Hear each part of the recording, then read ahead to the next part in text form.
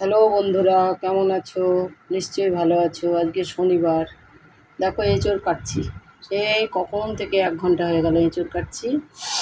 দেখো সর্ষের তেল মাখিয়ে এঁচোড় কাটছি। হ্যাঁ, দেখো এঁচোড় কাটা হয়ে গেছে। আলু দিয়ে এঁচোড় দিয়ে হবে। আর এঁচোড় দিয়ে এই আলুটাকে প্রেসারে সেদ্ধ করে আলু সিদ্ধ মতন করে মেখে লঙ্কা কুচি, তারপরে তোমার কালো জিরে, একটু আদা এসব দিয়ে একটা বড়া হবে এটা, বুঝেছো? খুব খেতে হবে। চালের গুঁড়ো, বেসন এসব দিয়ে একটা বড়া হবে। আর এটা একটা তরকারি হবে।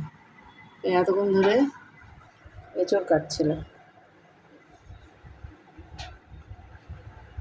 মানে খেতে তো খুবই ভালো লাগে, কাটতে খুব কষ্ট। হুম,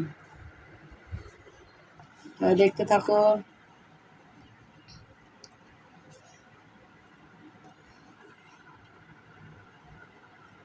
নিশ্চয়ই ভালো আছো, ভালো থাকো। এঁচোড় কাটা দেখালাম, এখন রান্না করব। এখন চান করবো, চান করে পুজো করবো, পুজো করে তারপর রান্না করবো। দেখো ছোট ছোট করে এঁচোড় কেটেছি। এখন তো সব এঁচোড় পেকে যায়, জ্যৈষ্ঠ মাস যেহেতু। তো এই এই একটা বাড়ি থেকে আমাকে দিয়েছিল, কালকে গেছিলাম।